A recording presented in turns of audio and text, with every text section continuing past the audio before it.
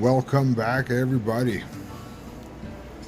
Today we're going to make a little video about how I feed my plants, the soil I mix, the organics that I use for my soil, and as well as the feed that I use in bottled newts to add additional feeding to my plants. Now before we start that, look at these guys. Got some slops made. They turned out very well. Very happy with that. And of course, got the Mars Hydro. TNB. Highly recommend to grab you guys some TNB. Very good for your plants. If it would be, it doesn't need to be cannabis related. It can be tomatoes, salads, anything you want to grow indoors. It works well. Alright guys, so I had a couple questions lately about how I feed my plants with the advanced nutrients. Now before I move to the advanced nutrients part, I always make a, I guess what everybody calls a super soil, a hot soil. I add dry amendments to my soil when I transplant. So I always go with the Gaia Green. Find it works very well. They've been along for a very long time, and yeah, I can't complain about this product whatsoever. Works actually pretty good. So this is typically what I normally use. I don't do like a lot of growers and use 6-7 kinds of organics matters in there. I normally just use the all-purpose for when I'm in veg, the kelp meal, and the bone meal. All-purpose, of course, is to give your plants the nutrients that they need while they're in veg. So when you mix it in your soil, 3 tablespoons per gallon, or is it per liter? I can't remember. Let me just look at per gallon. So if you look on the back here, 3 tablespoons per gallon. Right there. So typically when I'm in veg, I will do 3 tablespoons per gallon of the Gaia Green. When I switch to flour, I will do 1 tablespoon per gallon of the all-purpose when I first transplant for flour, and 2 tablespoons per gallon of the bloom from Gaia Green. But that's separate from this video here. So, and then with that, I also give it kelp meal. Now, kelp meal is it's very good for your plants. It enhances the plant's nutrition, and it also resists. It improves the resistance to abiotic stress. So I always put this in my plants. I never used to before, and then I watched a video where somebody mixed it in, and then I followed his grow, and yeah, so, and I tend to stress the shit out of my plants all the time, just because I do make my own genetics for cannabis plants. I like breeding cannabis strains. That's just what I do. So when I do that, I'll make crosses, and then I tend to stress them. I'll do a pheno hunt, and I'll stress them as hard as I can, and then the best one out of those phenos, that's the one typically I will use to make feminized seeds out of. Now with the kelp meal, I also add bone meal. Now the bone meal is, and it's another good nutrients you can give to your plants. And this one here, if I'm not mistaken, it's 3 tablespoons. No, it's 1 tablespoon per gallon on this one here. And this one here also, it's good for your roots, and it helps your plant intake more feed. So those are the dry amendments that I normally put in my soil when I pre-mix. When I top dress, I normally just give it 1 tablespoon per gallon, 1 tablespoon per gallon, and then 1 tablespoon per gallon of this also. I only mix the 3 tablespoons when I do a super soil. Now I also add, where is it? Right here. Warm castings. I tried a lot of warm castings throughout the year. Now I am in Canada, and this is proudly Canadian made. And Ann and Linda Organics warm castings. I love it, guys. I can't complain. There's hardly no clumps in it. It's very nice stuff to use. So typically what I'll do is I add 80% of cocoa, which I use the cocoa perlite from Mother Pearl. It's normally what I typically use. The reason why I use it, it's because it's already got the perlite in it. And yeah, so that's typically what I use. So let's pause this video right here, and I'll get set up, and I'll just show you very quickly how I mix everything up. Alright guys, all set up and ready to go. When you're mixing, even if you're mixing inside, I would recommend grabbing yourself a nice little plastic Rubbermaid tote. Yeah, I would recommend with the lid too, because then that way you can cook your soil. Once you mix it, you can just put the lid on and then cook your soil. And then also I recommend grabbing the pot size that you guys will be using. Now I like using air pots or Hercules pots. These work very well too. Highly recommended, especially because I know some growers have a hard time with their amendments and all that, with their soil, with their soil not drying up even. So air pots tend to do that, and then at the same time what's going to happen is you're not going to get really that much root bound. Your roots won't go in a circle.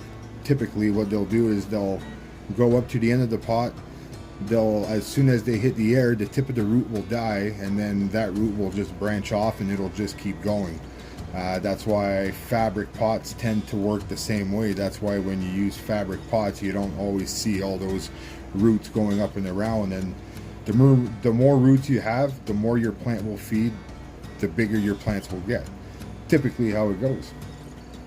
Now what I'll do is, like I said, the pots that you're going to be using, these ones here are 2 gallons. I like to transplant a lot, so I'll go from a solo cup to a 1 gallon, a 2 gallon, and then after that I'll go to a 5 or a 7. So I'll just put that down there. I'll open up my cocoa, and then I will just pour it in.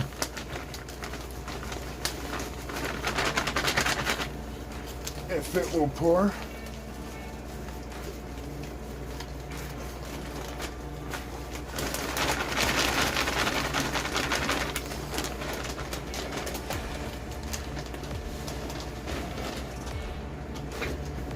Alright, there's one.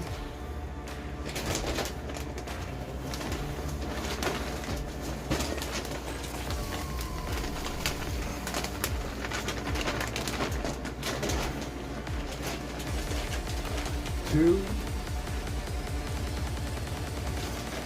and then the third one, since I'm planting 3 of them, I might do 4.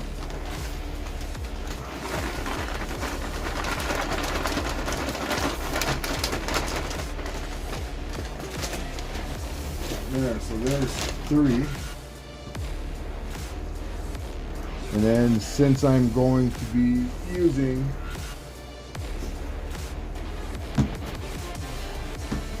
4 of these, so I will do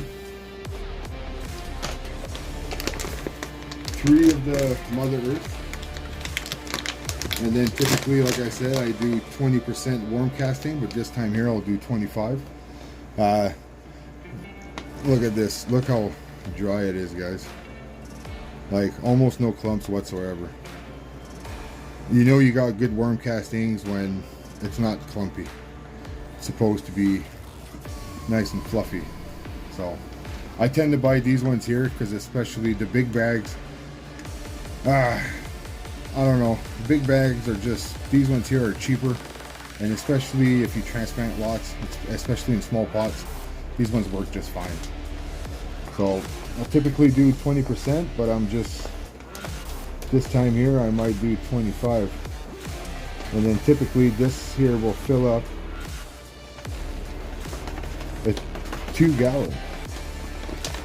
Just shy. But this is basically full. So there you go. There's your 20% warm casting.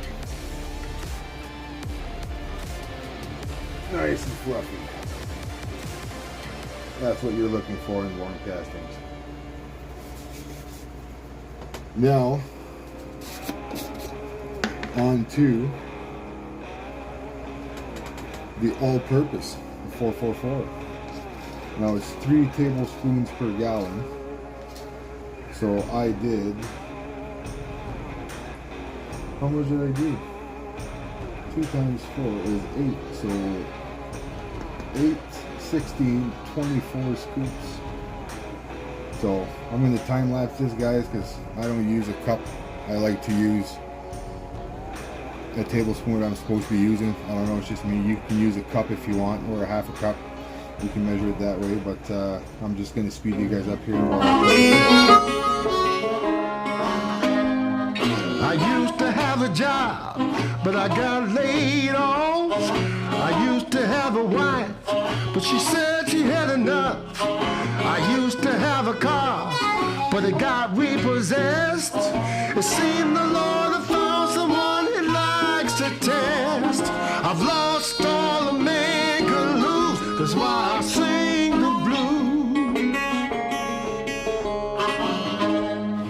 I used to have a home that burned to the ground. I used to have a dog, now it's nowhere to be found. I used to have money to buy what I need. Now the only thing I got is...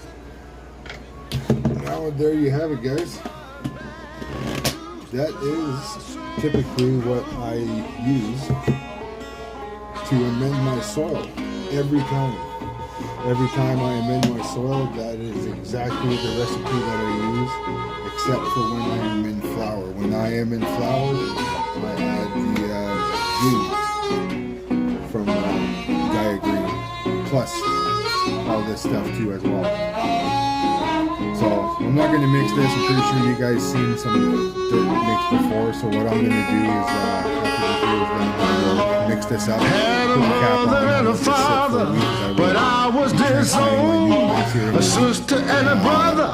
Don't miss next Won't week's pick up the phone. I used to have friends who listened to my plight. Now they all stay clear out of sight. Seemed all that remains is a noose. That's why I sing the blues. Seems all that remains is a noose. That's why I sing the blues. Seems all that remains is a noose. That's why I sing the blues.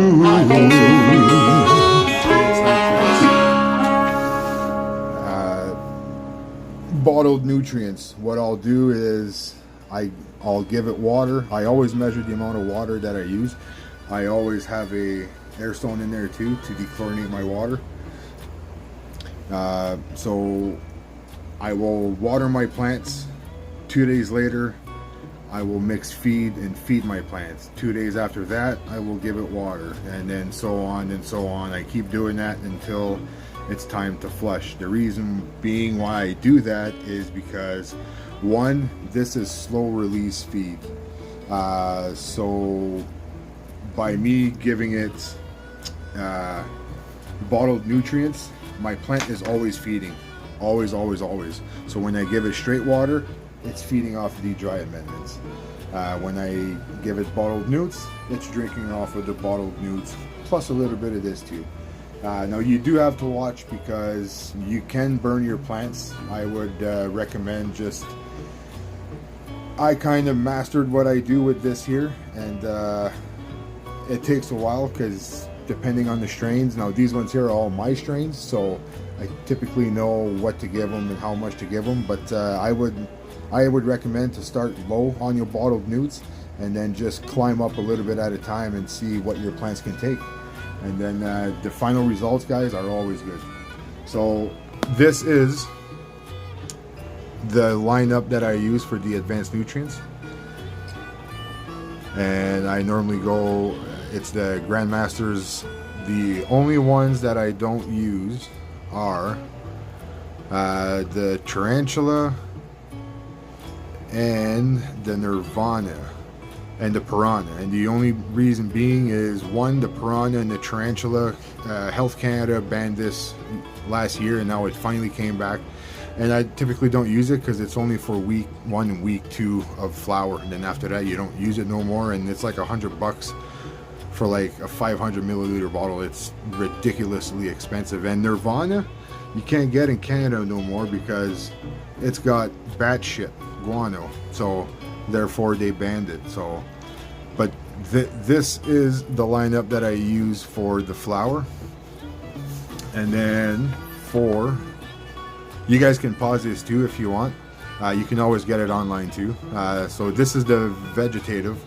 So like once again, the Voodoo Juice, I typically don't use either. So, but I'll use the Grow, the Micro, the Bloom for veg. And the B52 is really good for your roots. Sometimes I will add fish shit, but I don't add too much of that because the bone meal and all that stuff, that helps with your roots too, right? And then for the Bloom, I add the Grow, the Micro, the Bloom, the Big Bud, the B52, the Overdrive.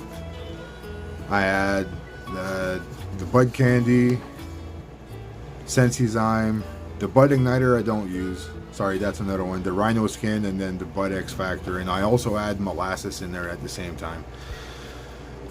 So there you have it, guys. That is typically how I mix my soil and how I feed my plants. So, but if you guys like this video, guys, give it a thumbs up.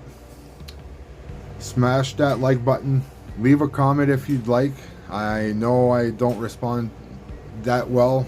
I'm just very busy. But I try to respond back as much as I can. If you're new to the channel, subscribe. And come back next week because we will be harvesting the pheno hunt of the Captain Crunch. Alright, guys. Stay safe out there.